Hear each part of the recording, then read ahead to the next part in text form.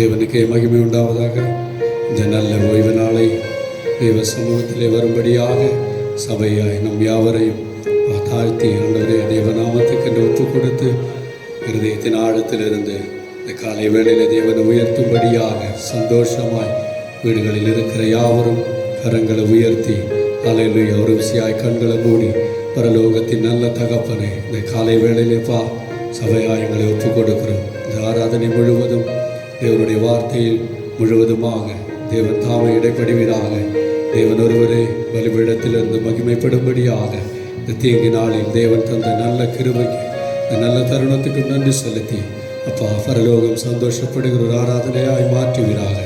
இசைகளோ மாம்சமோ வெளிப்படாதபடிக்கு தேவன் ஒருவரை மகிமைப்படும்படியாக இந்த காலை வேளையில் எங்களை ஒப்புக் கொடுக்கிறோம் ஆண்டவரே. ஆமென். ஹல்லேலூயா. பரிசுத்தரே நீ நல்லவரே, உம்மை உயர்த்துகிறோம் அப்பா. ஹல்லேலூயா. நன்றி ஆண்டவரே, ஸ்தோத்திரம். ஹல்லேலூயா. நம் யாவரும் கரங்களை உயர்த்தி தேவனுக்கு முன்பாக கண்களை மூடி பரிசுத்த தேவன் நீரே. ஹல்லேலூயா. இயேசுவே. ஆமென்.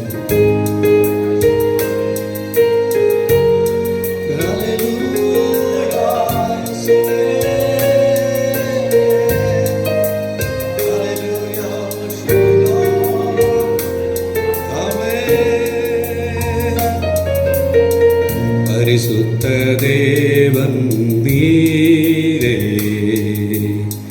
வல்லமை தேவன் நீரே. பரிசுத்த தேவன் நீரே, வல்லமை தேவன் நீரே.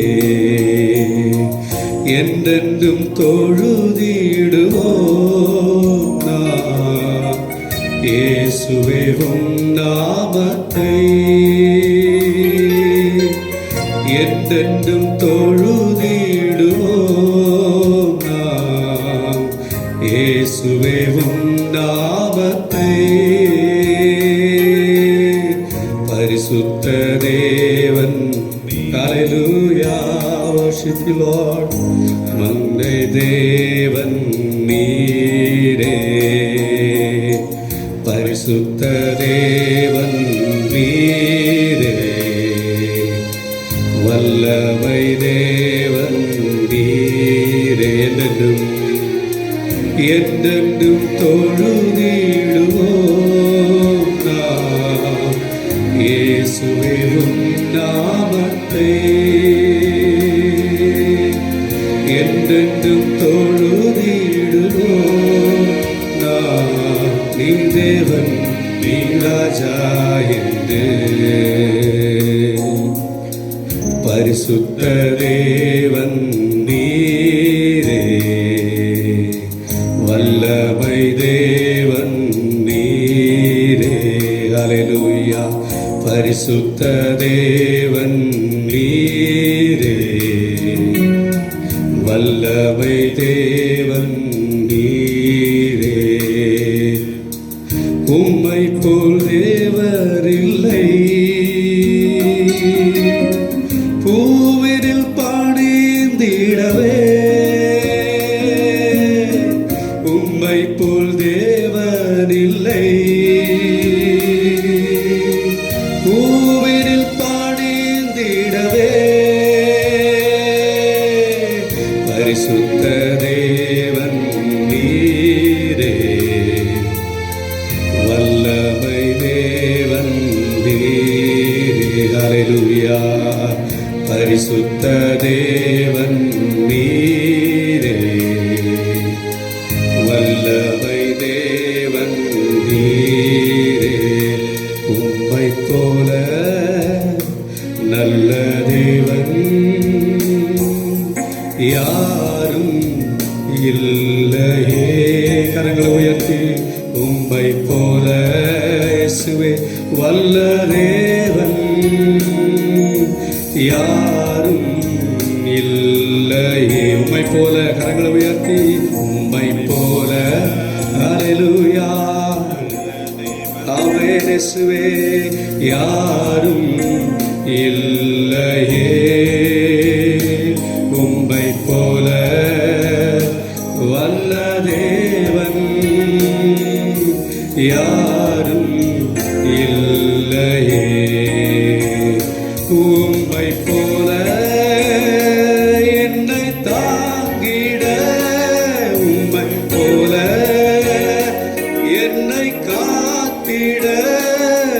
உம்மை போல என்னை தேற்றிட யாரும் இல்லையே இயேசையா, யாரும் இல்லையே. உம்மை போல என்னை தாங்கிட, உம்மை போல என்னை காத்திட, உம்மை போல என்னை தேற்றிட யாரும் இல்லையே இயேசையா, யாரும் இல்லையே. உம்மை போல ஹல்லேலூயா. இயேசுவே நல்ல தேவன், ஆமென் உயர்த்துகிறோம். உம்மை போல வல்ல தேவன் யாரும் இல்லையே. உம்மை போல நல்ல தேவன் யாரும் இல்லையே. உம்மை போல வல்ல தேவன் யாரும் இல்லையே. உம்மைத்தான் நான் வாழ்கிறேன், உம்மைத்தான் நேசிக்கிறேன், உமக்காகத்தான் வாழ்கிறேன், உம்மைத்தான் நேசிக்கிறேன். பலியாகி என்னை மீட்டீரே, பலியாகி என்னை மீட்டீரே. பரலோகம் திறந்தீரையா, பரலோகம் திறந்தீரையா. எஜமானனே ஹல்லேலூயா, என் இயேசு ராஜனே. எஜமானனே என் இயேசு ராஜனே. என் எண்ணமெல்லாம் என் ஏக்கமெல்லாம் உம் சித்தம் செய்வதுதானே. அல்லேலூயா. என் எண்ணமெல்லாம் என் ஏக்கமெல்லாம் உம் சித்தம் செய்வதுதானே. எஜமானனே எஜமானனே என் இயேசு ராஜனே. உமக்காகத்தான் வாழ்கிறேன், உம்மைத்தான் நேசிக்கிறேன். ஐயா, உமக்காகத்தான் வாழ்கிறேன், உம்மைத்தான் நேசிக்கிறேன். பலியாகி என்னை மீட்டீரே, பலியாகி என்னை மீட்டீரே. பரலோகம் திறந்தீரையா, பரலோகம் திறந்தீரையா. எஜமானனே என் இயேசு ராஜனே. என் எண்ணமெல்லாம் என் ஏக்கமெல்லாம் உம் சித்தம் செய்வதுதானே. என் எண்ணமெல்லாம் என் ஏக்கமெல்லாம் உம் சித்தம் செய்வதுதானே. எஜமானனே எஜமானனே என் இயேசு ராஜனே. அல்லேலூயா. இந்த நல்ல காலை பொழுதில் தகப்பனே ஆண்டவரே உம்முடைய பாதத்தில் எங்களை தாழ்த்துகிறோம். இருக்கிற இடங்களிலே கரங்களை உயர்த்தி அந்த வல்ல தேவனை உயர்த்துவோமா? இயேசுப்பா, இந்த வாழ்க்கையெல்லாம் அந்தகாரமாய் சூடி நிற்கிற இந்த வேளையிலே தகப்பனே என்ன செய்வோம் என்று அறியாத திக்கற்ற பிள்ளைகளைப் போல என் சபை நிற்கிற இந்த சமயத்திலே தகப்பனே எங்கள் கரங்களை உயர்த்தி அப்பா உடைய முகத்துக்கு நேராக பார்த்து ஆண்டவரே எங்களை நடத்துகிற தேவனே, இம்மட்டுமா எங்களை நடத்தி வந்த அந்த நல்ல தகப்பனுடைய கரங்களிலே சபையா எங்களை ஒப்புக் கொடுக்கிற தகப்பனே, ஆண்டவரே கலங்காதே திகையாதே நான் உன்னோடு இருக்கிறேன் என்று சொன்ன தேவனே, எங்களுக்காக வாக்குரைத்தவரே, வாக்குத்தத்தங்களின் தேவனே, இந்த ஓய்வு நாளில் அப்பா எங்களுடைய எல்லா குற்றங்களையும் மறைந்து தகப்பனே உம்முடைய ஆண்டவரை சமூகத்திலே ஒரு மறுரூபத்தின் அனுபவத்தோடு அன்று மோசே உம்மை காண வேண்டும் என்று வாஞ்சித்தது போல தகப்பனே ஆண்டவரே ஹல்லேலூயா. யோவான் ஆண்டவரே உம்மிடத்திலே பேசினது போல இந்த காலை வேளையில் ஒரு வாஞ்சியோடு நாங்கள் கடந்து வந்திருக்கிறோம் அப்பா. எல்லா சூழ்நிலைகளையும் மாற்றி இந்த ஆண்டவரை ஓய்வு நாளில் நாங்கள் ஒரு புதிய அனுபவத்துக்குள்ளாய் போக தேவன் எங்களுக்கு கிருபை பாராட்டுவீராக. இந்த உலகம் ஆண்டவரே கொள்ள நோயினாலும் தரித்திரத்தினாலும் பஞ்சத்தினாலும் ஆண்டவரை திண்டாடி கொண்டிருக்கிற இந்த வேளையிலே தகப்பனே ஆண்டவரை நாங்கள் வீடுக்குள்ளே அடைக்கப்பட்ட நிலைமையில் இருக்கிறோம். அந்த அப்போஸ்தலர்கள் தன்னுடைய வீட்டுக்குள் அடைக்கப்பட்ட நிலைமையில் இருந்தபோது அவர்கள் நடுவிலே இறங்கின தேவன் தகப்பனே, எங்கே 2-3 பேர்கள் கூடி உம்முடைய நாமத்தை உயர்த்துகிறார்களோ அவர் நடுவிலே இருக்கிறேன் என்று சொன்ன தேவன் தகப்பனே, இன்று சபையின் ஒவ்வொரு குடும்பங்களுக்குள்ளே வாசம் பண்ணுவீராக. ஒருபோதும் கலங்கி திகையாதபடிக்கு தகவனே நல்ல ஒரு ஆறுதலை என் தேவன் கட்டளை இடுவீராக தகப்பனே. தேவனுடைய கிருபையின்படி நடக்கிற மனுஷன் பாக்கியவான் என்று வேதம் சொல்லுகிறது தகப்பனே.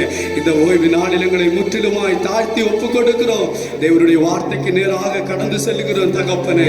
ஒவ்வொரு வார்த்தைகள் நாங்கள் கீழே விடாதபடிக்கு வெள்ளியையும் பொன்னையும் புடமிடுவது போல தகப்பனே எங்களை புடமிடட்டும் தகப்பனே. எல்லாவற்றையும் இந்த தீங்கினால் நீண்டி நாங்கள் அப்பா ஆண்டவர் எல்லாவற்றையும் கடந்து ஒரு புதிய எழுப்புதலுக்குள்ளே வரும்போது தகப்பனே ஒரு புதிய கிருபையோடு நாங்கள் இருக்க உதவி செய்வீராக. தாவீதின் மேல் உம்முடைய கரம் இருந்தது போல தகப்பனே எங்களோடு உம்முடைய கரம் இருக்கட்டும் அப்பா. ஒவ்வொரு வீடுகளின் தேவைகளை சந்திப்பீராக. தேவ கிருபையினால் மூடி மறைத்துக் கொள்ளும் சிறுவர்கள் வாலிபர்கள் மூப்பர்கள் என்று எல்லாவரையும் தருகிறோம். எந்த ஒரு கொள்ள நோயும் வாதையும் ஆண்டவரே கூடாரத்தை அணுகாதபடிக்கு தேவன் தாமை பாதுகாத்துக் கொள்ளுவீராக. எந்த வேளையிலும் தேவனோடு சேர்ந்திருக்க உதவி செய்வீராக தகப்பனே. உடைய வல்லமையான கரங்களுக்குள்ளே தருகிறோம். தேவனுடைய வார்த்தைகள் கேட்கும் போது ஆண்டவரே எந்த ஒரு ஆண்டவரே ஹல்லேலூயா சத்துருக்களும் போராட்டங்களும் வராதபடிக்கு காதுள்ளவன் கேட்க கடவன் என்றது போல செவிகளையும் மனக்கண்களையும் திறந்தருளுவீராக தகப்பனே. இந்த வாரம் முழுவதும் எங்களது கண்மணி போல நடத்தட்டும். எங்களுக்காக ஜீவனே கொடுத்த அந்த நல்ல தகப்பனை உயர்த்தி ஆராதிக்கிறோம். தேவன் தாமே மகிமைப்பட்டதுக்காக நன்றி தகப்பனே. எல்லா துதிகன மகிமைக்கும் பாத்திரமான அந்த நல்ல தேவனை உயர்த்தி ஆராதிக்கிறோம். இயேசுவின் நாமத்தில் ஜெபிக்கிறோம் எங்கள் ஜீவனுள்ள நல்ல பிதாவே, ஆமென். ஹல்லேலூயா, ஹல்லேலூயா. நன்றி ஆண்டவரே.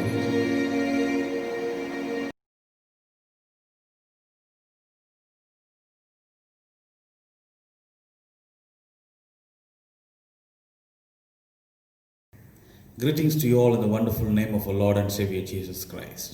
உம்முடைய கர்த்தரும் அருமை இரட்சகருமாகிய இயேசு கிறிஸ்துவின் நாமத்தினாலே உங்கள் அனைவருக்கும் என்னுடைய வாழ்த்துக்கள். I hope everybody is safe and blessed in our Lord Jesus Christ. உம்முடைய கர்த்தராகிய இயேசு கிறிஸ்துவுக்குள்ளாக நீங்கள் எல்லாருமாக பாதுகாப்போடு ஆசீர்வாதமாக இருக்கிறீர்கள் என்று சொல்லி நான் விசுவாசிக்கிறேன். We are praying for you all as a family for the guidance and the protection of our Lord. நம்முடைய தேவனுடைய பாதுகாப்பிற்காகவும் அவர் உங்களை வழிநடத்தும்படியாகவும் நாங்கள் தொடர்ந்து குடும்பமாக உங்களுக்காக ஜெபித்துக் கொண்டிருக்கிறோம். Dear friends, don't lose hope. Have faith in God. He will sustain us. He will carry us till the end. பிரியமான நண்பர்களே, உங்களுடைய விசுவாசத்தை நீங்கள் இழந்து போகாமல் இருங்கள். தேவனிடத்திலே விசுவாசமாக இருங்கள். அவர் நிச்சயமாக நம்மை நிலைநிறுத்துவார். He will not leave you nor forsake you. அவர் உங்களை விட்டு விலகுவதும் இல்லை, உங்களை கைவிடுவதும் இல்லை. And I am happy to hear about a lot of good testimonies from our dear brothers and sisters. உங்களுடைய அருமையான சகோதர சகோதரிகளிடத்திலிருந்து சில நல்ல சாட்சிகளை நான் கேட்பதினாலே மிகவும் சந்தோஷமாக இருக்கிறேன். So continue to be in the good faith. May the Lord bless you and continue to uphold you. நீங்கள் இந்த விசுவாசத்திலே தொடர்ந்து இருங்கள். தேவன் உங்களை ஆசீர்வதிப்பாராக. தேவன் உங்களை உயர்த்துவாராக. As a continuation of what we saw in the past couple of weeks, கடந்த 2 வாரங்களாக நாம் எதை பார்த்தோமோ அதன் தொடர்ச்சியாக we are seeing in a series called Faith Series.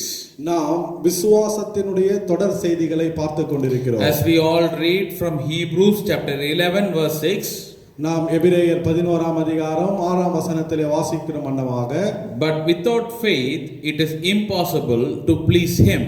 விசுவாசம் இல்லாமல் தேவனுக்கு பிரியமாய் இருப்பது கூடாத காரியம். So the word clearly says, but without faith it is impossible to please him. வசனம் தெளிவாக சொல்லுகிறது, விசுவாசம் இல்லாமல் தேவனுக்கு பிரியமாய் இருப்பது கூடாத காரியம். So we saw from the life of Daniel how he had faith in the word of God. நாம் தானியேலுடைய வாழ்க்கையிலிருந்து அவர் எப்படி தேவனுடைய வார்த்தையின் மேல் விசுவாசமாய் இருந்தார் என்பதை குறித்து பார்த்தோம். From the life of the woman with the flow of blood, we saw how she had faith in the power of God. பெரும்பாடுள்ள ஸ்திரீயினுடைய வாழ்க்கையிலிருந்து அவள் எப்படி தேவனுடைய வல்லமையின் மேல் விசுவாசமாய் இருந்தாள் என்பதை குறித்து பார்த்தோம். Today we are going to ponder on faith in the will of God. இன்றைக்கும் நாம் தேவனுடைய சித்தத்தின் மேல் இருக்கிற விசுவாசத்தை குறித்து பார்க்க போகிறோம். See, everybody speaks about the will of God, but are we really standing and waiting and following the will of God in our life? எல்லாருமே தேவனுடைய சித்தத்தை குறித்து பேசுகிறார்கள். ஆனால் நாம் எல்லாரும் உண்மையாகவே தேவனுடைய சித்தத்திற்காக காத்திருந்து அவருடைய சித்தத்தை நம்முடைய வாழ்க்கையில் கடைபிடித்துக் கொண்டிருக்கிறோமா? See, following and obeying the will of God is very, very important. தேவனுடைய சித்தத்தை பின்தொடர்வதும் அதற்கு கீழ்ப்படிவதும் மிக மிக முக்கியமானது. Let us turn to Acts chapter 5 verse 33. நாம் அப்போஸ்தலர்கள் நடபடிகள் 5ஆம் அதிகாரம் 33ஆம் வசனத்துக்கு நேராய் நம்முடைய வேதத்தை திருப்பிக் கொள்ளலாம். Acts chapter 5 verse 33. அப்போஸ்தலர் நடபடிகள் 5ஆம் அதிகாரம் 33ஆம் வசனம். When they heard this, they were furious and plotted to kill him. அதை அவர்கள் கேட்டபொழுது மூர்க்கமடைந்து அவர்களை கொலை செய்யும்படிக்கு யோசனை பண்ணினார்கள். Today we are going to ponder from the life of apostles. இன்றைக்கும் நாம் அப்போஸ்தலருடைய வாழ்க்கையை பிடித்து தியானிக்க போகிறோம். How they were being caught by the Jewish people to be imprisoned, to be killed, but they were being saved because the will of God was there and they also understood the will of God in their life. எப்படி அவர்கள் யூத ஜனங்களினாலே பிடிக்கப்பட்டார்கள், சிறைச்சாலையிலே அடிக்கப்பட்டார்களோ அந்த நேரத்தில் தேவனுடைய சித்தத்தை தங்களுடைய வாழ்க்கையிலே அவர்கள் ஏற்றுக்கொண்டது நிமித்தமாக அவர்கள் பாதுகாக்கப்பட்டதை அவர்கள் புரிந்து கொள்ளதை நாம் இப்பொழுது பார்க்க போகிறோம். Let us read few verses and then I will explain it to you. சில வார்த்தைகளை நாம் வாசிக்கலாம், அதற்கு பின்பதாக நான் உங்களுக்கு அதை விவரித்து காட்டுகிறேன். So why were they so furious to kill him, kill the apostles? எதற்காக அவர்கள் மூர்க்கத்தோடு கூட அப்போஸ்தலர்களை கொலை செய்ய வேண்டும் என்று இருந்தார்கள்? Verse 27 until 29 says, 27ஆம் வசனம் தொடங்கி 29ஆம் வசனம் சொல்லுகிறது, and when they had brought them, they set them before the council, and the high priest asked them, saying, did we not strictly command you not to teach in this name? And look, you have filled Jerusalem with your doctrine and intend to bring this man's blood on us. But Peter and other apostles answered and said, we ought to obey God rather than man. அப்படி அவர்களை அழைத்து கொண்டு வந்து ஆலோசனை சங்கத்திற்கு முன்பாக நிறுத்தினார்கள். அப்பொழுது பிரதான ஆசாரியன் அவர்களை நோக்கி, நீங்கள் அந்த நாமத்தை குறித்து போதகம் பண்ண கூடாது என்று நாங்கள் உங்களுக்கு உறுதியாய் கட்டளையிடவில்லையா? அப்படி இருந்தும் இதோ எருசலேமை உங்கள் போதகத்தினாலே நிரப்பி அந்த மனிதனுடைய இரத்தப்பழியை எங்கள் மேல் சுமத்த வேண்டும் என்று இருக்கிறீர்கள் என்று சொன்னான். அதற்கு பேதுருவும் மற்ற அப்போஸ்தலரும், மனுஷருக்கு கீழ்ப்படுகிறதை பார்க்கிறோம், தேவனுக்கு கீழ்ப்படுகிறதே அவசியமாயிருக்கிறது. See what has happened here? They have caught them and now they are standing before the apostles are standing before the council, and the council is saying not to preach in the name of Jesus Christ. இங்கே என்ன நடந்திருக்கிறது என்று சொன்னால், அப்போஸ்தலர்களை யூதர்கள் அவர்கள் பிடித்து எருசலேமிலே இயேசு கிறிஸ்துவின் நாமத்தை குறித்து பிரசங்கிக்க கூடாது என்று சொல்லி வைத்திருக்கிறார்கள். And in a bold fashion, Peter and the apostles are saying, do we want to obey God or men? மிக தைரியமாக பேதுருவும் அப்போஸ்தலரும் சொல்லுகிறார்கள், மனுஷனுக்கு கீழ்ப்படிய வேண்டுமா அல்லது தேவனுக்கு கீழ்ப்படிய வேண்டுமா? There is something more interesting happened in earlier verses. அதற்கு முன்பதான வசனங்களிலே இன்னும் சில சுவாரஸ்யமான காரியங்கள் நடந்திருக்கிறது. Verse 17 till 21. 17ஆம் வசனத்திலிருந்து 21ஆம் வசனம். Then the high priest rose and all those who were with him, and they were filled with indignation, and they laid their hands on the apostles and put them in common prison.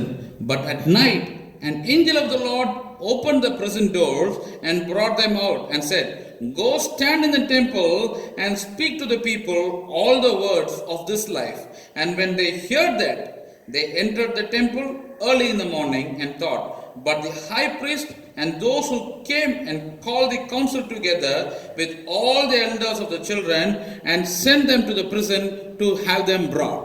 அப்பொழுது பிரதான ஆசாரியனும் அவனோடே கூட இருந்த சதுசேய சமயத்தார் அனைவரும் எழும்பி பொறாமையினால் நிறைந்து அப்போஸ்தலர்களை பிடித்து பொதுவான சிறைச்சாலையிலே வைத்தார்கள். கர்த்தருடைய தூதன் ராத்திரியிலே சிறைச்சாலையின் கதவுகளை திறந்து அவர்களை வெளியே கொண்டு வந்து, நீங்கள் போய் தேவாலயத்திலே நின்று இந்த ஜீவ வார்த்தைகள் எல்லாவற்றையும் ஜனங்களுக்கு சொல்லுங்கள் என்றான். அவர்கள் அதை கேட்டு அதிகாலமே தேவாலயத்தில் பிரவேசித்து போதகம் பண்ணினார்கள். பிரதான ஆசாரியனும் அவனோட கூட இருந்தவர்களும் வந்து ஆலோசனை சங்கத்தாரையும் இஸ்ரவேல் புத்திரரின் மூப்பர் எல்லாரையும் வரவழைத்து அப்போஸ்தலர்களை கொண்டு வரும்படி சிறைச்சாலை சேவகரை அனுப்பினார்கள். Dear friends, you please read the whole chapter 5. பிரியமான நண்பர்களே, இந்த 5ஆம் அதிகாரம் முழுவதுமாக நீங்கள் தயவு கூர்ந்து வாசித்து பாருங்கள். See, we read here the apostles were put in prison for preaching the word of God. இந்த இடத்திலே நாம் வாசிக்கிறோம், அப்போஸ்தலர்கள் தேவனுடைய வார்த்தையை பிரசங்கித்ததினாலே சிறைச்சாலையில் அடைக்கப்படுகிறார்கள். If we have faith in the will of God, nothing will stop us. தேவனுடைய சித்தத்தின் மேல் நீங்கள் விசுவாசமாக இருப்பீர்கள் என்று சொன்னால் உங்களை எதுவும் தடுத்து நிறுத்த முடியாது. Matthew 28 verses 19 and 20 speaks about the Great Commission. மத்தேயு 28ஆம் அதிகாரம் 19 20ஆம் வசனம் நமக்கு அதை தெளிவுபடுத்துகிறது. The Great Commission speaks about, go therefore go into the world, preach the gospel, teach them what Jesus has taught, and baptize them in the name of the Father, Son and the Holy Spirit. அந்த வசனங்கள் நமக்கு தெளிவுபடுத்துகிறது, ஆகையால் நீங்கள் புறப்பட்டு போய் சகல ஜாதிகளையும் சீஷராக்கி பிதா குமாரன் பசுத்தாவின் நாமத்தினாலே அவர்களுக்கு ஞானஸ்நானம் கொடுங்கள் என்று சொல்லி. The will of God in the life of apostles was to go around and preach the word of God. தேவனுடைய சித்தம் அப்போஸ்தலருடைய வாழ்க்கையில் என்னவென்று சொன்னால், அவர்கள் புறப்பட்டு போய் அவர்கள் பிரசங்கம் செய்ய வேண்டும். Apostles understood that will. Earlier the same Peter who backslided, now the same Peter is standing firm for the Lord Jesus Christ. அப்போஸ்தலர்கள் அந்த தேவ சித்தத்தை தெளிவாக புரிந்து கொண்டிருந்தார்கள். இதே பேதுரு முன்பதாக அவர் ஒரு பின்மாற்றத்திலே கடந்து போகிறவராய் காணப்பட்டாலும் இப்பொழுது அவர் மிகவும் உறுதியாக கிறிஸ்துவுக்கு என்று சொல்லி நிற்கிறார். See, when they understood the will of God, they knew that nobody can stop the will of God that they are doing in their lives. தேவனுடைய சித்தத்தை அவர்கள் புரிந்து கொண்ட பின்பதாக அவர்களுக்கு ஒரு காரியம் நன்றாக தெரியும், எந்த ஒரு காரியம் வந்தாலும் அது தேவனுடைய சித்தத்தை தங்களுடைய வாழ்க்கையில் தடுக்க முடியாது என்பது. Dear friends, believe and trust that if you are doing the will of God, nothing can stop you. பிரியமான நண்பர்களே, ஒரு காரியத்தை நீங்கள் விசுவாசியுங்கள், நீங்கள் தேவனுடைய சித்தத்தை செய்திருப்பீர்கள் என்று சொன்னால் உங்கள் வாழ்க்கையில் அதை எதுவாலும் தடுக்க முடியாது. Today we are seeing faith in the will of God. இன்றைக்கும் நாம் தேவனுடைய சித்தத்தின் மேல் இருக்கிற விசுவாசத்தை குறித்து பார்த்து கொண்டிருக்கிறோம். But today's problem about the church is that we do not know the will of God, that so that we couldn't have faith in the will of God. இன்றைக்கு சபைகளுடைய பிரச்சனை என்னவென்று சொன்னால் தேவனுடைய சித்தம் என்னதென்று நமக்கு தெரியவில்லை. ஆகையால் அந்த தேவ சித்தத்தின் மேல் நமக்கு விசுவாசம் இல்லை. Dear friend, when I say church, I am speaking about you and me. பிரியமான நண்பர்களே, நான் சபை என்று சொன்னால் உங்களையும் என்னையும் குறித்து தான் பேசிக் கொண்டிருக்கிறேன். Don't think about the building, don't think about the structure, but think about you and me who are the real church. ஒரு கட்டிடத்தையோ அல்லது ஒரு வடிவமைப்பையோ குறித்து நீங்கள் யோசிக்க வேண்டாம். சபை என்று சொன்னால் நீங்களும் நானும் தான். 1 Corinthians chapter 3 verse 15 and 16 speaks that you are the temple of the living God. 1 கொரிந்தியர் 3ஆம் அதிகாரம் 16ஆம் வசனம் சொல்லுகிறது, நீங்கள் தேவனுடைய ஆலயமாய் இருக்கிறீர்கள் என்று சொல்லி. We are the temple of the living God. நாமே ஜீவனுள்ள தேவனுடைய ஆலயமாய் இருக்கிறோம். We are the church of Jesus Christ. நாமே இயேசு கிறிஸ்துவினுடைய சபையாய் இருக்கிறோம். But do we know the will of God in our life? ஆனால் தேவனுடைய சித்தம் நம்முடைய வாழ்க்கையில் நாம் அறிந்திருக்கிறோமா? We want to copy others by when somebody is coming up in life, we think, okay, we also need to do this to come up in life. யாராவது ஒருவர் வாழ்க்கையிலே முன்றாக வருகிறார்கள் என்று சொன்னால் நாமும் அதை பார்த்து அதையே செய்ய வேண்டும் என்று சொல்லி நினைக்கிறோம். Oh, we do not know what God has restored or reserved for us. நமக்கென்று சொல்லி தேவன் எதை ஆயத்தப்படுத்தி வைத்திருக்கிறார், எதை பக்குவப்படுத்தி வைத்திருக்கிறார் என்பதை அறிய தவறிவிடுகிறோம். Oh, we do not know what we are being called in this world for. இந்த உலகத்தில் நாம் எதற்காக அழைக்கப்பட்டோம் என்பதை கூட நாம் அறிந்து கொள்ளாமல் இருக்கிறோம். John chapter 15 verse 16 says, you are being chosen by the most high God. யோவான் 15ஆம் அதிகாரம் 16ஆம் வசனம் சொல்லுகிறது, நீங்கள் உன்னதமானவரினாலே தெரிந்து கொள்ளப்பட்டவர்கள் என்று சொல்லி. Why did God choose you? எதற்காக தேவன் உங்களை தெரிந்து கொண்டார்? Oh, he had no other work, so he chose you. அவருக்கு எந்த வேலையும் இல்ல, அதனால உங்களை தெரிந்து கொண்டார். He had chosen you for a purpose. உங்களை தெரிந்து கொண்டதே ஒரு நோக்கத்தோடு கூட. Dear friend, understand that purpose and understand that will of God in your life. பிரியமான நண்பர்களே, அந்த நோக்கத்தையும் தேவனுடைய சித்தத்தையும் உங்கள் வாழ்க்கையில் நீங்கள் புரிந்து கொள்ளுங்கள். Church has to understand God's will in their life. சபையாகப்பட்டது அவர்களுடைய வாழ்க்கையிலே தேவ சித்தம் என்ன என்பதை புரிந்து கொள்ள வேண்டும். Every individual has to understand the will of God in their life. ஒவ்வொரு தனி நபரும் அவர்களுடைய வாழ்க்கைக்கென்று சொல்லி தேவனுடைய சித்தம் என்னது என்பதை புரிந்து கொள்ள வேண்டும். I am not called, I am not chosen to do what he is doing. நான் அழைக்கப்பட்டது இவர் செய்கிற காரியத்தை செய்யும்படியாக அல்ல. This brother might be getting the God's call and doing something great, and this brother is flashing, so I don't want to copy him and do the same thing. இந்த சகோதரர் வேறொரு காரியத்திற்காக அழைக்கப்பட்டிருக்கிறார். அவர் தன்னுடைய ஊழியத்தை குறித்து அவர் செய்து அவர் பிரபலமாகி கொண்டிருக்கிறார். ஆகையால் நான் அதை பார்த்து அதை நானும் என்னுடைய வாழ்க்கையில் செய்ய வேண்டும் என்று அல்ல. God had something different for me. தேவன் எனக்கென்று சொல்லி வித்தியாசமான காரியத்தை வைத்திருக்கிறார். Oh, unless and until you understand God's will, you cannot fulfill God's will in your life. நீங்கள் உங்கள் வாழ்க்கையிலே தேவனுடைய சித்தம் என்ன என்பதை புரிந்து கொள்ளாத பட்சத்தில் தேவ சித்தத்தை உங்கள் வாழ்க்கையில் நிறைவேற்றவும் முடியாது. Our God is a unique God. நம்முடைய தேவன் அவர் தனித்தன்மை உள்ளவராய் இருக்கிறார். You read from Genesis till the Revelation, each and every saint of God, man of God was being used in a different way by God. நீங்கள் வேதாகம புத்தகத்திலே ஆதியாகமம் தொடங்கி வெளிப்படுத்தல் வரைக்கும் வாசித்து பாருங்கள். ஒவ்வொரு பரிசுத்தவானையும் ஒவ்வொரு தேவ மனுஷனையும் தேவன் வித்தியாசமான முறைகளிலே பயன்படுத்தி இருக்கிறார். Though Jesus said 12 apostles, not the 12 was doing the same thing. Everybody had a different mission to do. இயேசு கிறிஸ்துவுக்கு 12 அப்போஸ்தலர்கள் இருந்தாலும் 12 அப்போஸ்தலர்களும் ஒரே விதமான ஊழியத்தை செய்யவில்லை. ஒவ்வொருவருக்கும் வித்தியாசமான ஊழியங்களை தேவன் கொடுத்திருந்தார். Dear friends, understand this very clearly and you should understand this very carefully, that I have a will of God in my life to fulfill. பிரியமான நண்பர்களே, மிகவும் கவனமாக தெளிவாக நீங்கள் இதை புரிந்து கொள்ள வேண்டும். என்னுடைய வாழ்க்கையிலே எனக்கென்று சொல்லி நான் நிறைவேற்ற வேண்டும் என்று தேவனுடைய சித்தம் என்று ஒன்று இருக்கிறது. Oh, unless and until you find it, you cannot be useful in the kingdom of God. நீங்கள் அதை அறிந்து கொள்ள முடியாத பட்சத்தில் தேவனுடைய ராஜ்யத்திற்கு உங்களால் பிரயோஜனமாய் இருக்க முடியாது. To be useful in the kingdom of God, you need to understand and to fulfill the will of God. நீங்கள் தேவனுடைய ராஜ்யத்தில் பயன்பட வேண்டும் என்று சொன்னால் தேவனுடைய சித்தத்தை புரிந்து கொள்ள வேண்டும், அதை நிறைவேற்ற பிரயாசப்பட வேண்டும். Dear friends, understand what God has called you for. பிரியமான நண்பர்களே, தேவன் உங்களை எதற்காக அழைத்திருக்கிறார் என்பதை புரிந்து கொள்ளுங்கள். So let us turn to John chapter 4 verse 34. நாம் நம்முடைய வேத புத்தகங்களை யோவான் 4ஆம் அதிகாரம் 34ஆம் வசனத்துக்கு நேராய் திருப்பிக் கொள்ளலாம். John chapter 4 verse 34. யோவான் 4ஆம் அதிகாரம் 34ஆம் வசனம். Jesus said to them, my food is to do the will of him who sent me and to finish his work. இயேசு அவர்களை நோக்கி, நான் என்னை அனுப்பினவருடைய சித்தத்தின்படி செய்து அவருடைய கிரியையை முடிப்பதே என்னுடைய போஜனமாய் இருக்கிறது.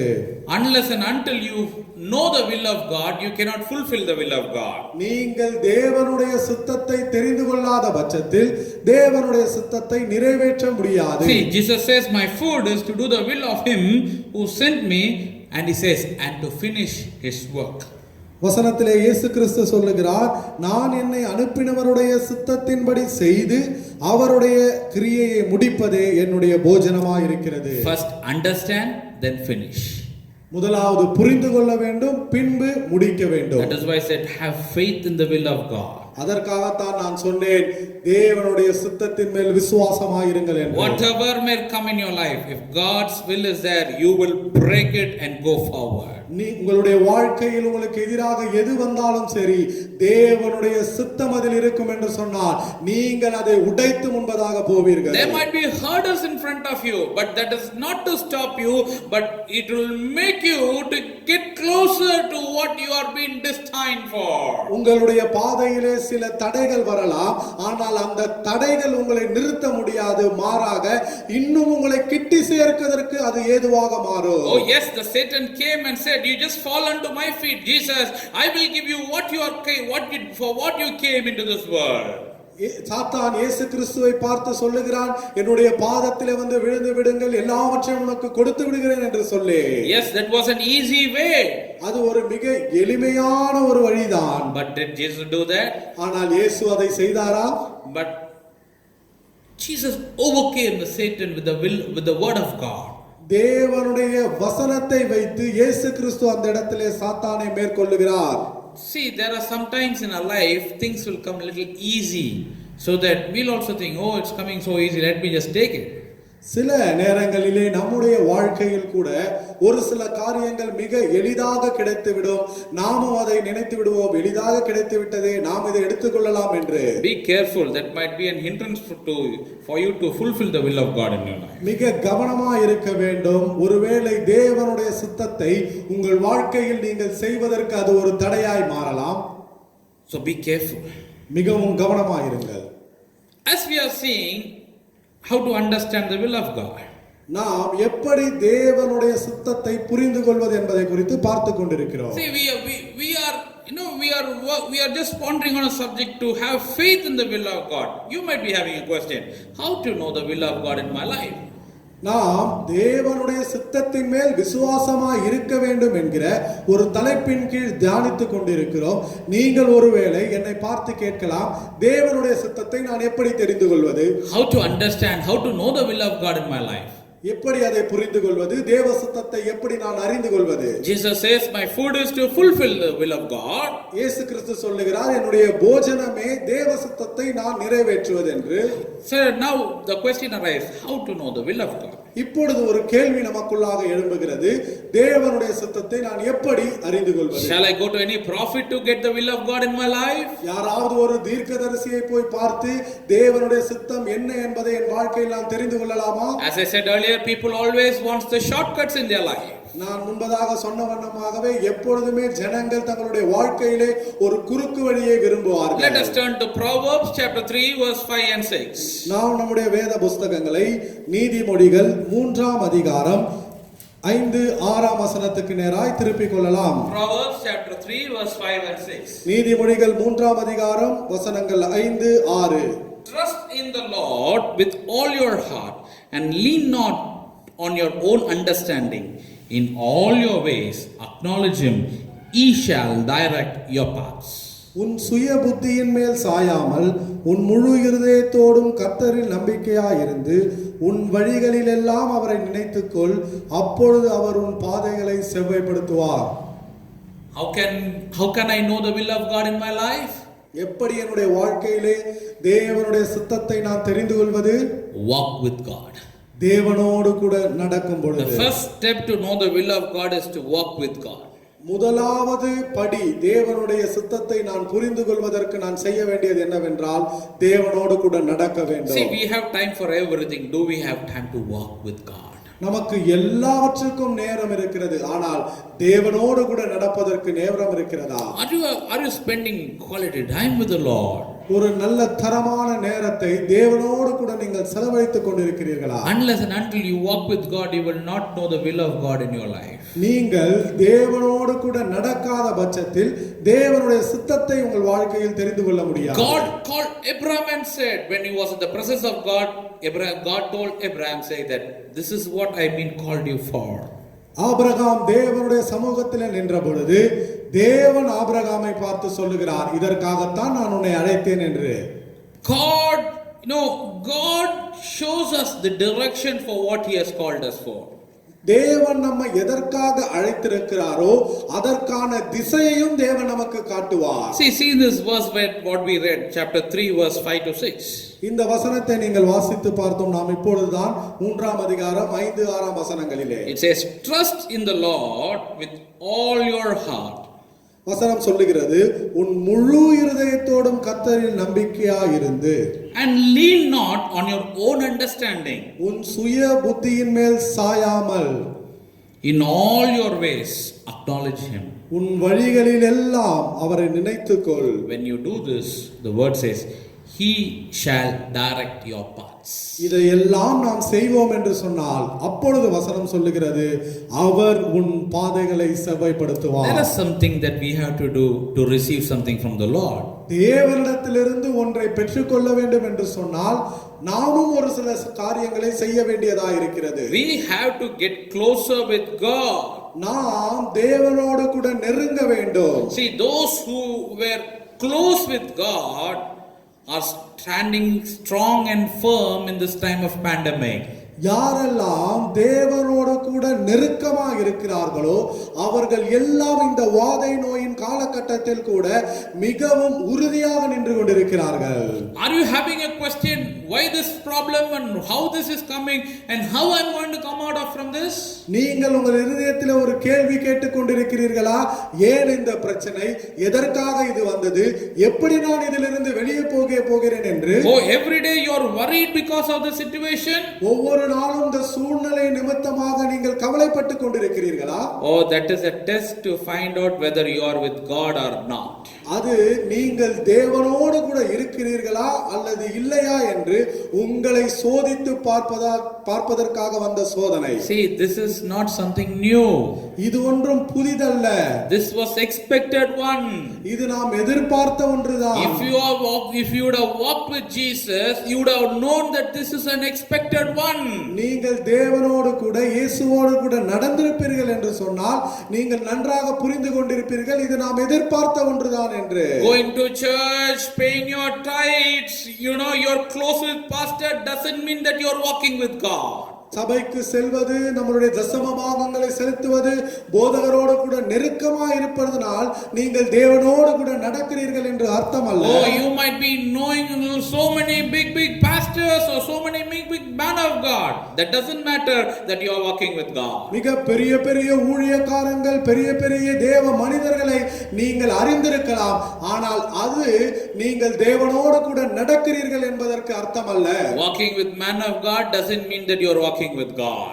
தேவன் மனிதனோடு கூட நடப்பது தேவனோடு கூட நடப்பதற்கு சமானம் அல்ல. You have to walk with God to stay with God. நீங்கள் தேவனோடு கூட இருக்க வேண்டும் என்று சொன்னால் தேவனோடு கூட நடக்க வேண்டும். Just acknowledge him in all your ways. உங்களுடைய வழிகள் எல்லாவற்றிலும் அவரை நினைத்துக் கொள்ளுங்கள். He will direct your path. அவர் உங்களுடைய பாதைகளை செவ்வைப்படுத்துவார். Dear friends, you cannot find the will of God going to somebody else. நீங்கள் யாரோ ஒருவரிடத்தில் சென்று தேவனுடைய சித்தத்தை அறிந்து கொள்ள முடியாது. Today people are running after prophets. இப்பொழுதும் ஜனங்கள் தீர்க்கதரிசிகளுக்கு பின்பதாக ஓடிக்கொண்டிருக்கிறார்கள். I am not against prophets.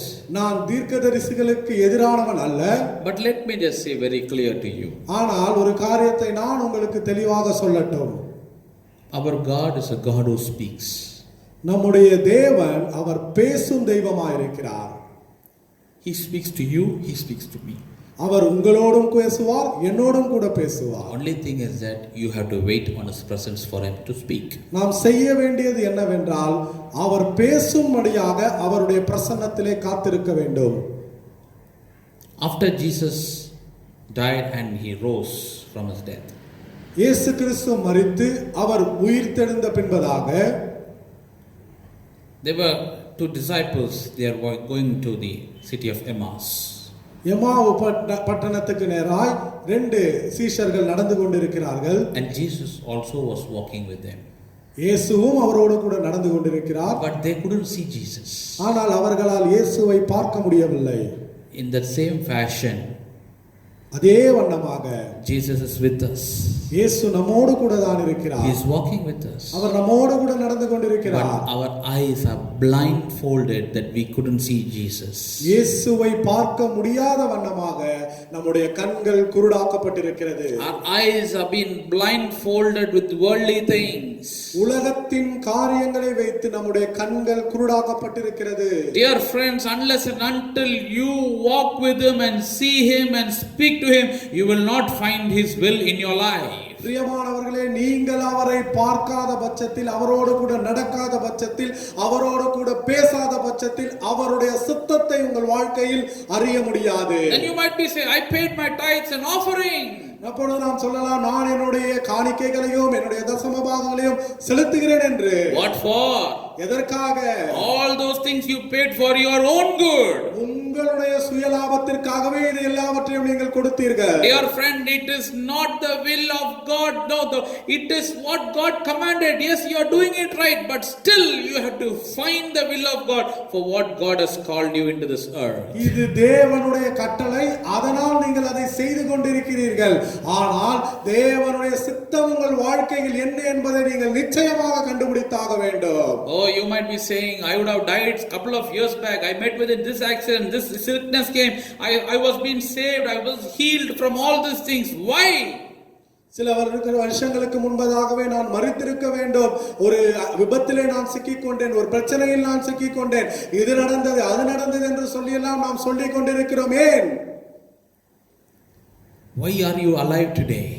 எதற்காக நீங்கள் இப்பொழுதும் உயிரோடு இருக்கிறீர்கள்? To fulfill the will of God in your life. உங்கள் வாழ்க்கையிலே தேவ சித்தத்தை நிறைவேற்றும்படியாக. God wants you to fulfill and understand for what he has called you for. தேவன் உங்களை எதற்காக அழைத்தாரோ அதை நீங்கள் புரிந்து கொண்டு அதை நிறைவேற்றவும் வேண்டும் என்று சொல்லி விரும்புகிறார். Proverbs 3:6 says, in all your ways acknowledge him and he shall direct your paths.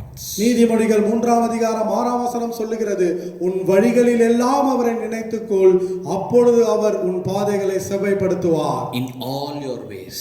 உன் வழிகளில் எல்லாம். In all your ways. உன் வழிகளில் எல்லாம். Underline that word, in all your ways. அந்த வார்த்தையை அடிகோடிட்டுக் கொள்ளுங்கள், வழிகளில் எல்லாம். Dear friend, walk with God to know the will of God. பிரியமான நண்பர்களே, தேவனோடு கூட நடங்கள், அப்பொழுது தேவனுடைய சித்தத்தை அறிந்து கொள்வீர்கள். If you don't walk with God, you will not understand the will of God. நீங்கள் தேவனோடு கூட நடக்கவில்லை என்று சொன்னால் தேவனுடைய சித்தத்தை உங்களால் புரிந்து கொள்ள முடியாது. Romans chapter 12 verse 1 and 2. ரோமருக்கு எழுதின நிருபம் 12ஆம் அதிகாரம் 1-2 வசனங்கள். I beseech you therefore, brethren, by the mercies of God, that you present your bodies a living sacrifice, holy, acceptable to God, which is your reasonable service. Verse 2 says, and do not be conformed of this world, but be transformed by the renewing of your mind, that you may prove what that good and acceptable and perfect will of God. அப்படி இருக்க சகோதரரே, நீங்கள் உங்கள் சரீரங்களை பரிசுத்தமும் தேவனுக்கு பிரியமுமான ஜீவ பலியாக ஒப்பு கொடுக்க வேண்டும் என்று தேவனுடைய இரக்கங்களை முன்னிட்டு உங்களை வேண்டிக் கொள்ளுகிறேன். இதுவே நீங்கள் செய்யத்தக்க புத்தியுள்ள ஆராதனை. நீங்கள் இந்த பிரபஞ்சத்திற்கொத்த வேஷம் தெரியாமல் தேவனுடைய நன்மையும் பிரியமும் பரிபூரணமுமான சித்தம் என்னதென்று பகுத்தறியத்தக்கதாக உங்கள் மனம் புதிதாகிறதினாலே மறுரூபமாகுங்கள். See, Paul writes to the in this epistle of Romans, he says to just give our life as a living sacrifice. அப்போஸ்தலனாகிய பவுல் ரோமருக்கு எழுதின இந்த நிருபத்திலே என்ன சொல்லுகிறார் என்றால், நம்முடைய வாழ்க்கையை ஜீவ பலியாக தேவனுக்கு கொடுக்க வேண்டும் என்று. That you may present your bodies a living sacrifice. இடத்திலே சொல்லுகிறார், உங்கள் சரீரங்களை பிரியமான ஜீவ பலியாக ஒப்பு கொடுக்க வேண்டும் என்று. What is the meaning of giving us a living sacrifice? ஜீவ பலியாக ஒப்பு கொடுப்பது என்றால் என்ன அர்த்தம்? Surrender completely. ஒரு முழுமையான அர்ப்பணிப்பு. Not only walking with God, you have to surrender completely to know the will of God in your life. தேவனோடு கூட நடப்பது மாத்திரமல்ல, தேவ சித்தத்தை நீங்கள் அறிந்து கொள்ள வேண்டும் என்று சொன்னால் உங்களை தேவனிடத்தில் நீங்கள் முழுமையாக அர்ப்பணிக்க வேண்டும். What will I get if I accept Christ?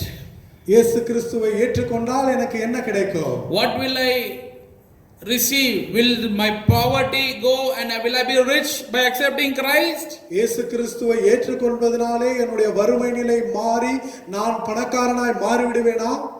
Dear friends, this is some few questions that people ask when the gospel has been shared. சுவிசேஷத்தை சொல்லும் பொழுது இப்படிப்பட்டதான சில கேள்விகள் வர நேரிடும் பிரியமான நண்பர்களே. And the saddest thing also, when we preach the gospel, we also said, come to the church, your sickness will be healed. Come to the church, your house, your hut will become a big house. Come to the church, your business will flourish. We only speak about earthly things. சோகமான காரியம் என்னவென்று சொன்னால், நாம் பிரசங்கிக்கும் பொழுதும் நீங்கள் சபைக்கு வாருங்கள், உங்களுடைய பிரச்சனை போய்விடும், நீங்கள் சபைக்கு வாருங்கள், உங்களுடைய வியாதிகள் குணமாகும் என்று சொல்லி உலகத்தின் காரியங்களை குறித்து தான் பிரசங்கம் பண்ணி கொண்டிருக்கிறோம். Matthew chapter 6 verse 33 says, first ye seek the kingdom of God and his righteousness, all these things shall be added unto you. மத்தேயு 6ஆம் அதிகாரம் 33ஆம் வசனம் சொல்லுகிறது, முதலாவது தேவனுடைய ராஜ்யத்தையும் அவருடைய நீதியையும் தேடுங்கள், அப்பொழுது இவைகள் எல்லாம் உங்களுக்கு கூட கொடுக்கப்படும் என்று. You have been called to seek the kingdom of God and his righteousness. நீங்கள் அழைக்கப்பட்டதே தேவனுடைய நீதியையும் அவருடைய ராஜ்யத்தையும் தேடும்படியாக. You are not called to be in this earth permanently, you are called to have an eternal life permanently. நீங்கள் இந்த பூமியிலே நிரந்தரமாக இருக்கும்படியாக அழைக்கப்பட்டவர்கள் அல்ல, மாறாக தேவனோடு கூட நித்தியமாக இருக்கும்படி அழைக்கப்பட்டவர்கள். Surrender your life completely. முழுவதுமாக உங்களுடைய வாழ்க்கையை தேவனிடத்திலே ஒப்புக்கொடுங்கள். See, God will give you. Don't run after things. தேவன் உங்களுக்கு கொடுப்பார், நீங்கள் அதை தேடி ஓடாமல் இருங்கள். Today we want publicity, today we want fame, everything. Yes, we run after it, but let me just say, surrender your life, surrender your life, surrender your life. God will lift you up in the due season. நமக்கு நாம் பிரபலமாக இருக்க வேண்டும், அநேகர் என்னை அறிந்திருக்க வேண்டும் என்று சொல்லுகிற ஒரு எண்ணத்தோடு கூட நாம் ஓடிக்கொண்டிருக்கிறோம். ஆனால் நான் உங்களுக்கு சொல்லுகிறேன், உங்கள் வாழ்க்கையை அர்ப்பணியுங்கள், உங்கள் வாழ்க்கையை அர்ப்பணியுங்கள், உங்கள் வாழ்க்கையை அர்ப்பணியுங்கள். அப்பொழுது ஏற்ற காலத்திலே தேவன் உங்களை உயர்த்துவார். To know the will of God, you have to surrender your life, my friend. தேவனுடைய சித்தத்தை அறிந்து கொள்ள வேண்டும் என்று சொன்னால் உங்கள் வாழ்க்கையை தேவனிடத்தில் நீங்கள் அர்ப்பணிக்க வேண்டும் என்னுடைய நண்பர்களே. That is where Paul speaks about, it's no longer I that live but Christ. அதுதான் அப்போஸ்தலனாகிய பவுலும் சொல்லுகிறார், இனி நான் அல்ல, கிறிஸ்துவே எனக்குள் பிழைத்திருக்கிறார். Surrender completely. முழுமையான ஒரு அர்ப்பணிப்பு. When he had an encounter with God, when Paul had an encounter with God on the road of Damascus, தமஸ்குவுக்கு போற வீதியிலே தேவனோடு கூட ஒரு காரியம் நிகழ்ந்த பொழுது he asked, who are you? அவர் கேட்கிறார், நீ யார் என்று சொல்லி. And Jesus says, I am the Jesus that you torture and persecute. அப்பொழுது இயேசு சொல்லுகிறார், நீ துன்பப்படுத்துகிற கிறிஸ்து நானே என்று சொல்லி. Did Paul torture Christ? No, the children of God. Pavul இயேசு கிறிஸ்துவை துன்பப்படுத்தினாரா? இல்லை, மாறாக தேவனுடைய பிள்ளைகளை Acts துன்பப்படுத்தினார். chapter 9 is a very wonderful chapter. அப்போஸ்தலர் 9ஆம் அதிகாரம் மிகவும் அருமையான ஒரு அதிகாரம். After that, the next question Paul is asking, what do you want me to do? அதற்கு பின்பதாக உடனடியாக பவுல் கேட்கிறார், நான் என்ன செய்ய வேண்டும் என்று சொல்லி நிசித்தமாயிருக்கிறீர் என்று. That means I don't want to do anything of my own from now on. I want to do whatever you say. அதற்கு அர்த்தம் என்னவென்று சொன்னால், இனி நான் எனக்கு எது விருப்பமோ அதை செய்ய நான் விட்டுவிட்டு உமக்கு எது விருப்பமோ அதை செய்ய தொடங்குகிறேன் என்று. Dear friends, surrender your life. பிரியமான நண்பர்களே, உங்களுடைய வாழ்க்கையை அர்ப்பணியுங்கள். Surrender your life completely to the Lord. தேவனிடத்திலே உங்களை முழுமையாக அர்ப்பணியுங்கள். Surrender completely. முழுமையாக உங்களை அர்ப்பணியுங்கள். You will understand the will of God. நீங்கள் தேவனுடைய சித்தத்தை புரிந்து கொள்வீர்கள். And when you understand the will of God, have faith in it and stay firm, you will accomplish and God's name will be glorified. தேவனுடைய சித்தத்தை நீங்கள் புரிந்து கொண்ட பின்பதாக அதை உறுதியாக பிடித்துக்கொண்டு மிகவும் நிலையோடு கூட அதில் நில்லுங்கள். நிச்சயமாக நீங்கள் அதை செய்து முடிப்பீர்கள். We are called to fulfill His will. நாம் அவருடைய சித்தத்தை செய்யும்படியாகவே அழைக்கப்பட்டவர்கள். But the thing is that we start in a good note, but after some time we follow our own desires and our own wishes. ஆனால் பிரச்சனை என்னவென்று சொன்னால், நாம் ஆரம்பிக்கும் பொழுது நன்றாகத்தான் ஆரம்பிக்கிறோம். ஆனால் நாட்கள் கடந்து போகும் பொழுது நாம் நம்முடைய தரிசனங்களையும் நம்முடைய சுய விருப்பத்தையும் தேடி ஓட ஆரம்பிக்கிறோம். Let us turn to Proverbs chapter 11 verse 14.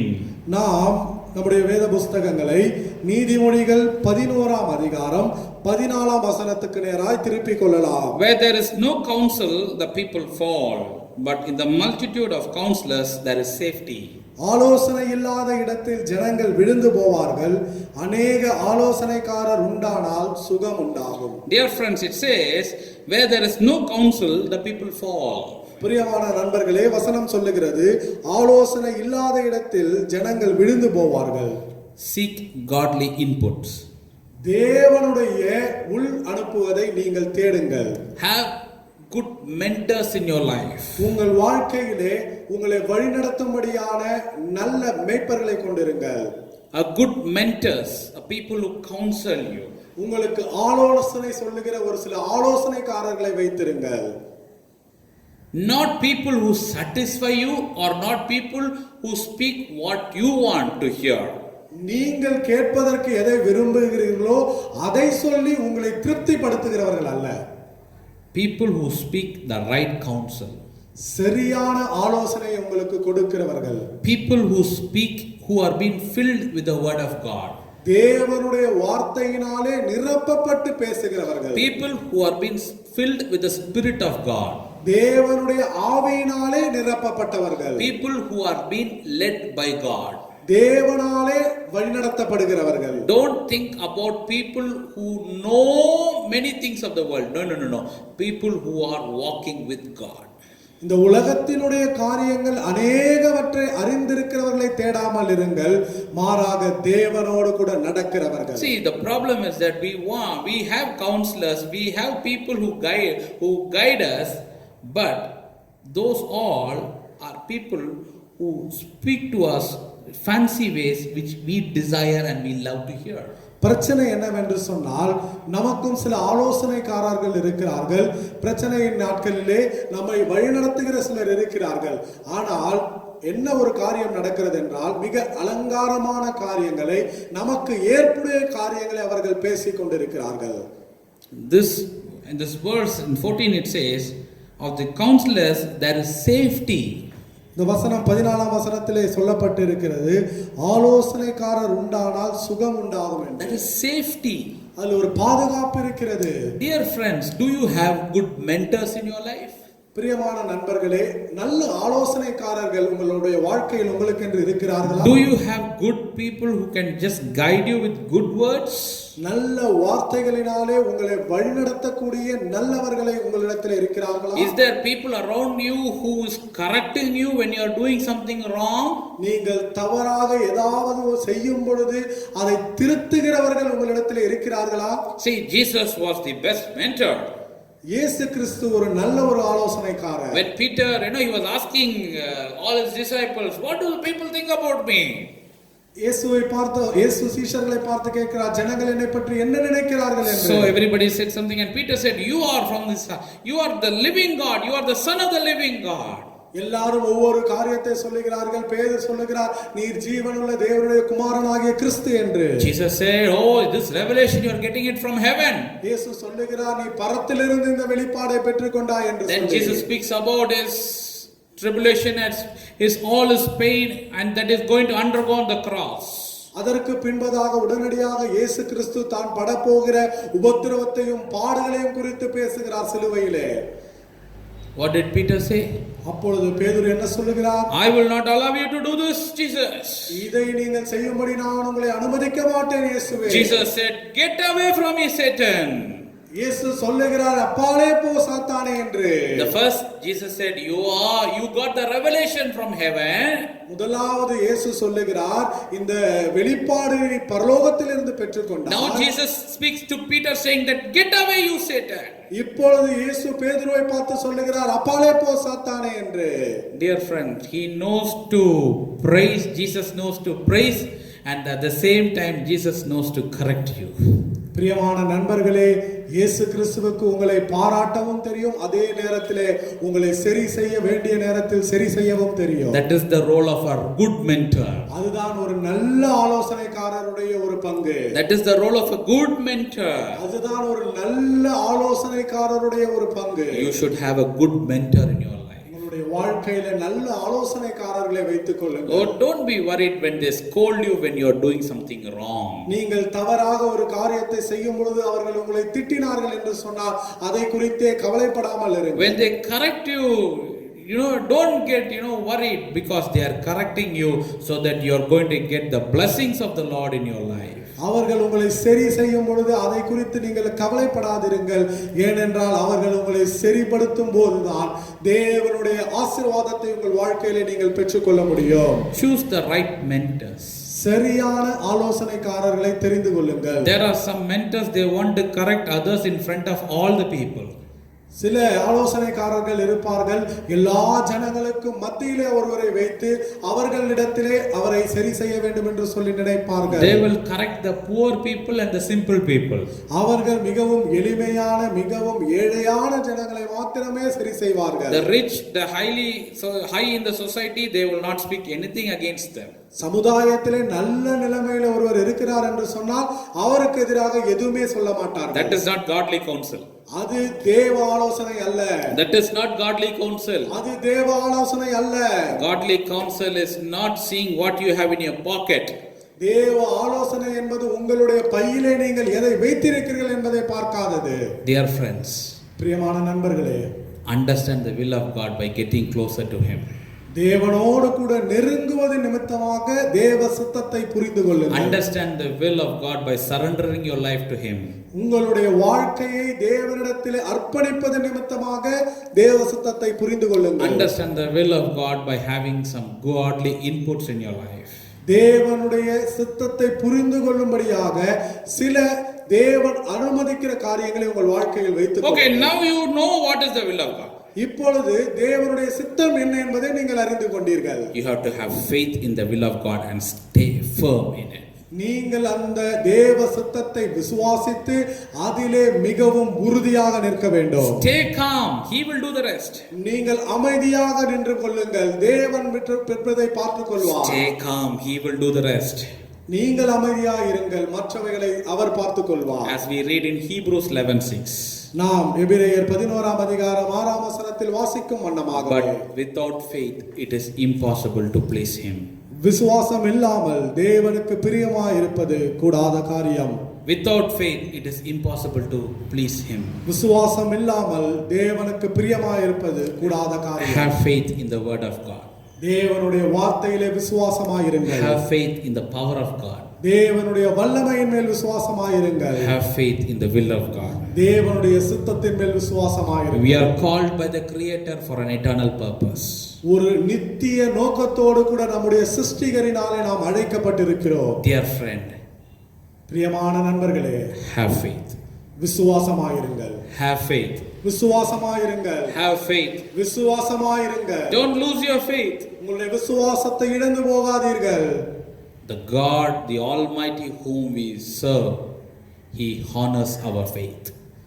சர்வ வல்லமையுள்ள தேவன் நாம் ஆராதிக்கிறவர், அவர் நம்மளுடைய விசுவாசங்களை கனப்படுத்துவார். He honors our faith. நம்மளுடைய விசுவாசத்தை கனப்படுத்துவார். He spoke to the woman with the 12 years of flow of blood. He said, "Daughter, your faith has made you well." இந்த பெரும்பாடுள்ள ஸ்திரீ 12 வருஷமாக பாடுபட்ட அவளிடத்திலே இயேசு கிறிஸ்து சொல்லுகிறார், உன் விசுவாசம் உன்னை ரட்சித்தது மகளே என்று. In this time you might be confused what to do. Stay firm in faith. Stay firm in the word of God. Stay firm in the power of God. Stay firm in the will of God. He will make you go through this. நீங்கள் ஒருவேளை இந்த சூழ்நிலையில் நான் என்ன செய்ய போகிறேன் என்று குழம்பிக் கொண்டிருக்கலாம். ஆனால் விசுவாசமாய் இருங்கள். தேவனுடைய வார்த்தையில் நிலைத்திருங்கள். தேவனுடைய வல்லமையில் நிலைத்திருங்கள். தேவனுடைய சித்தத்தை நிலைத்திருங்கள். நீங்கள் நிச்சயமாக இந்த பாதையை கடந்து போவீர்கள். You will surely cross over. நீங்கள் நிச்சயமாக கடந்து போவீர்கள். This problem cannot stop you, my friend. இந்த பிரச்சனை உங்களை ஒரு நாளும் நிறுத்த முடியாது என்னுடைய நண்பரே. For the people of the world, this might be a disaster. For the child of God, this is a stepping stone. ஒருவேளை இந்த உலகத்தினுடைய ஜனங்களுக்கு இது ஒரு பேரழிவாய் இருக்கலாம். ஆனால் தேவனுடைய பிள்ளைக்கோ இது முன்பாக அடிக்கோல் எடுக்கிற ஒரு படியாய் இருக்கிறது. This is the time you can just relax and ponder and stay onto the word of God and stay with Jesus, and the time is coming. He is going to lift you up. இந்த நேரம் நீங்கள் அமைதியாக இருந்து தேவனுடைய வார்த்தையை தியானித்து விசுவாசமாய் நிலைத்திருக்கிற நேரம். இந்த நேரம் வந்து கொண்டிருக்கிறது. அவர் உங்களை உயர்த்த போகிறார். I hope the faith series is real blessing in your life. நான் விசுவாசிக்கிறேன் இந்த விசுவாசத்தை குறித்து நாம் பார்த்த செய்திகள் உங்கள் வாழ்க்கையில் மிகவும் ஆசீர்வாதமாய் இருக்கும் என்று சொல்லி. If you have time and again, just listen to it again and again so that you may grow in the faith of the Lord. உங்களுக்கு நேரம் கிடைக்கும் என்று சொன்னால் இந்த செய்தியை மீண்டும் மீண்டுமாய் நீங்கள் கேட்டுக்கொண்டிருங்கள். அப்பொழுது உங்களுடைய விசுவாசத்திலே நீங்கள் வளருவதற்கு அது ஏதுவாய் இருக்கும். Read the verses again and again. It will help you to grow in the Lord. வசனத்தை மீண்டும் மீண்டுமாய் வாசித்துக் கொண்டிருங்கள். தேவனோடு கூட நீங்கள் வளருவதற்கு அது ஏதுவாய் இருக்கும். Stay with God. Surrender to God. Have godly inputs in your life. தேவனோடு கூட நிலைத்திருங்கள். தேவனிடத்திலே உங்களை முழுமையாக அர்ப்பணியுங்கள். தேவன் அனுமதிக்கிற காரியங்களை உங்கள் வாழ்க்கையிலே ஏற்றுக்கொள்ளுங்கள். God bless you, my dear children of God. எனக்கு பிரியமான தேவனுடைய பிள்ளைகளே, கர்த்தர் உங்களை ஆசீர்வதிப்பாராக. I pray that may the Lord increase your faith. உங்களுடைய விசுவாசத்தை தேவன் அதிகரிக்கும்படியாய் நான் ஜெபிக்கிறேன். Let us pray. நாம் ஜெபிக்கலாம். Father, we praise and thank you for this wonderful time. தகப்பனே, இந்த அருமையான நேரத்திற்காக உமக்கு நன்றியோடு துதிக்கிறோம். We commit this service into your hands, O Father. இந்த ஆராதனையை கூட உம்முடைய கரங்களிலே ஒப்புக்கொடுக்கிறோம் பிதாவே. Thank you for giving us the insights about faith. இந்த விசுவாசத்தை குறித்ததான உள்ளான பார்வைகளை எங்களுக்கு கொடுத்ததற்காக நன்றி. Lord, I pray for each and every brother, sister, the little one who are listening to this word. இந்த வார்த்தையை கேட்டுக்கொண்டிருக்கிற ஒவ்வொரு சகோதரருக்காகவும் சகோதரிக்காகவும் ஒவ்வொரு சிறு பிள்ளைகளுக்காக நான் ஜெபிக்கிறேன் ஆண்டவரே. Lord, I pray and let your blessings of faith come and fill their life. ஆண்டவரே, அவருடைய வாழ்க்கையிலே உம்முடைய ஆசீர்வாதங்கள் வந்து நிரம்பும்படியாக நான் ஜெபிக்கிறேன். Let your children live a life of faith. ஒரு விசுவாசத்தினுடைய வாழ்க்கையை உம்முடைய பிள்ளைகள் வாழ்வார்களாக. We know without faith it is impossible to please you. எங்களுக்கு நன்றாக தெரியும் விசுவாசம் இல்லாமல் உம்மை பிரியப்படுத்துவது கூடாத காரியம் என்று. This might be a time for disaster for the other people. For us it is a stepping stone. மற்றவர்களுக்கு ஒருவேளை இந்த சூழ்நிலை இந்த காலகட்டம் ஒரு பேரழிவாய் காணப்படலாம். ஆனால் எங்களுக்கோ அது முன்பதாக நாங்கள் கடந்து போவதற்கான படி. I pray and pronounce your blessing upon your children, O Father. உம்முடைய ஜனங்கள் உம்முடைய பிள்ளைகள் மேலே உம்முடைய ஆசீர்வாதத்தை நான் ஆசீர்வதித்து அறிக்கையிடுகிறேன் பிதாவே. Thank you for covering your children with your blood. Continue to do it, so Father. உம்முடைய இரத்தத்தினாலே உம்முடைய பிள்ளைகளை நீர் மூடிக்கொண்டதற்காக உமக்கு நன்றி. தொடர்ந்து நீர் பாதுகாத்துக் கொள்வீராக. Lord, whatever they are doing, bless them, Lord. அவர்கள் எதை செய்தாலும் அவர்களை ஆசீர்வதிப்பீராக ஆண்டவரே.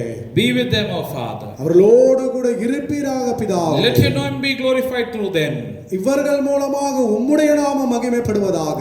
Thank you, Father. நன்றி தகப்பனே. Thank you, Father. நன்றி தகப்பனே. Soon we are all going to come in one accord and to give great witness what the Lord has done in our lives. அதி சீக்கிரத்திலே நாங்கள் எல்லாருமாக ஒரு மனமாக கூடி தேவன் எங்கள் வாழ்க்கையில எதையெல்லாம் செய்தாரோ அதை குறித்து சாட்சி கொள்ளுகிற நாட்கள் வருகிறது. In Jesus' holy name we pray. இயேசு கிறிஸ்துவின் பரிசுத்தமுள்ள நாமத்தில் நாங்கள் ஜெபிக்கிறோம். Amen. Amen. Amen. Amen. God bless you. God be with you. கர்த்தர் உங்களை ஆசீர்வதிப்பாராக. கர்த்தர் உங்களோடு கூட இருப்பாராக.